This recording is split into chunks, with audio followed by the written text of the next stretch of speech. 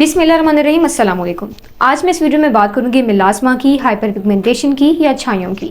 इसके पीछे वजूहात क्या हैं, ये किन किन लोगों में ज़्यादा होती हैं और इनको किस तरह से क्योर किया जाए। अब सबसे पहले बात करेंगे मेलास्मा, हाइपर पिगमेंटेशन या छाइयाँ हैं क्या। ये स्किन की ऐसी कंडीशन होती है जिसमें आपके चेहरे के डिफरेंट एरियाज पर डार्क ब्राउन या काले पैचेस बनना शुरू हो जाते हैं। ये ज्यादातर आपके नाक, गाल और माथे पर बनते हैं। अब ये डार्क पैचेस बनते कैसे हैं?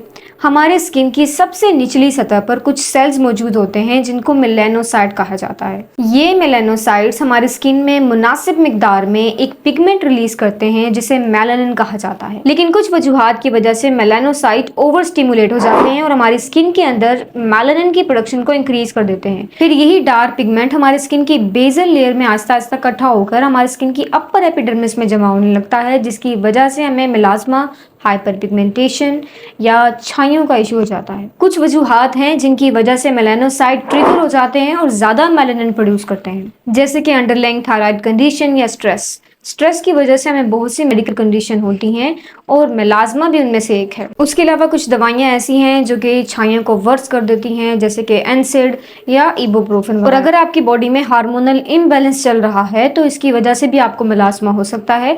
या अगर आप हार्मोन थेरेपी ले रहे हैं या बर्थ कंट्रोल पिल्स यूज कर रहे हैं।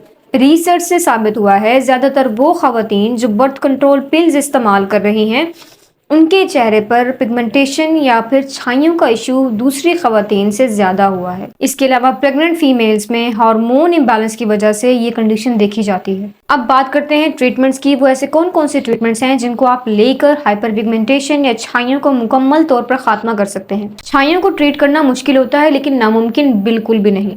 अक्सर लोग अपने चेहरे पर छाइयों को ख़त्म करने के लिए महंगे महंगे ट्रीटमेंट्स करवाते हैं, जैसे कि केमिकल पील्स, लेज़र, माइक्रोडर्माब्रेन, माइक्रोनीडलिंग। यकीन मानिए इन सब ट्रीटमेंट से ना सिर्फ आप अपना पैसा ज़ाया करेंगे, अपना वक्त भी बर्बाद करेंगे। इनसे आपको कोई भी फ़र्क नहीं पड़ने वाला। ये जस्ट सुपरफिशियल ट्रीटमेंट्स होते हैं। ये स्किन की निचली सतह में मौजूद मेलानोसाइट्स को कभी भी टारगेट नहीं करते, जो कि असल में डार्क पिगमेंट को रिलीज करने की वजह होता है। अब वीडियो के सबसे इंपॉर्टेंट हिस्से की तरफ चलते हैं, वो है छाइयों का ट्रीटमेंट।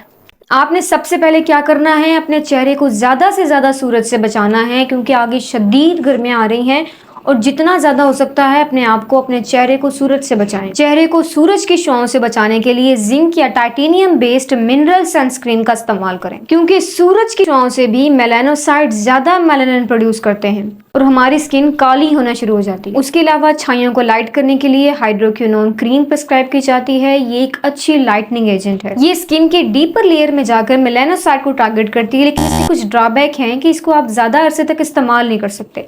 इसकी इस्तेमाल करने की अपर लिमिट बस ये है कि आप इसको 6 महीनों तक इस्तेमाल कर सकते हैं और आप इसको 4% की कॉन्सेंट्रेशन से भी कम इस्तेमाल कर सकते हैं, क्योंकि ये एक स्टेरॉइडल क्रीम है, स्किन कैंसर भी कर सकती है। एक और चीज याद रखें, आप जब भी हाइड्रोक्विनोन क्रीम को ज्यादा अरसे तक इस्तेमाल करने के बाद छोड़ेंगे, आपकी छाइयां दोबारा वापस आ जाएंगी। आपको फिर नए सिरे से उनको ट्रीट करना पड़ेगा। जब भी आपका डर्माटोलॉजिस्ट आपको छाइयों के लिए हाइड्रोक्विनोन क्रीम प्रिस्क्राइब करे तो ये चीज आपने जरूर डिस्कस करनी है। आप जरा भी परेशान ना हो, मैं वीडियो के इस हिस्से में आपको कुछ अल्टरनेट ट्रीटमेंट्स बताऊंगी जो कि आप हाइड्रोक्विनोन की जगह भी इस्तेमाल कर सकते हैं, जो कि बिल्कुल सेफ है, 100% सेफ है। ये ना सिर्फ आपके मेलास्मा के इशू को ट्रीट करेंगे बल्कि ये एंटी एजिंग भी है और इनको लगाने से आपके चेहरे को हाइड्रोक्विनोन जैसा खतरा भी नहीं है। अब कॉपी पेंसिल उठा लीजिए और लिखते जाइए। रेटिनोल, विटामिन सी, उसके अलावा कुछ प्लांट बेस्ड लाइटनर्स हैं जैसे कि एजिलिक एसिड, नियासिनामाइड, लिकोराइस और कॉजिक एसिड। ये सारे नॉन हाइड्रोक्विनोन लाइटनर्स हैं और डायरेक्ट मेलानोसाइट को टारगेट करते हैं और मेलानिन की प्रोडक्शन को कम करते हैं। सबसे अच्छी बात, आप इनको सारी जिंदगी के लिए इस्तेमाल कर सकते हैं। स्पेशली रेटिनोल ना सिर्फ ये आपके चेहरे पर छाइयों को खत्म करेगा बल्कि ये एंटी एजिंग भी है,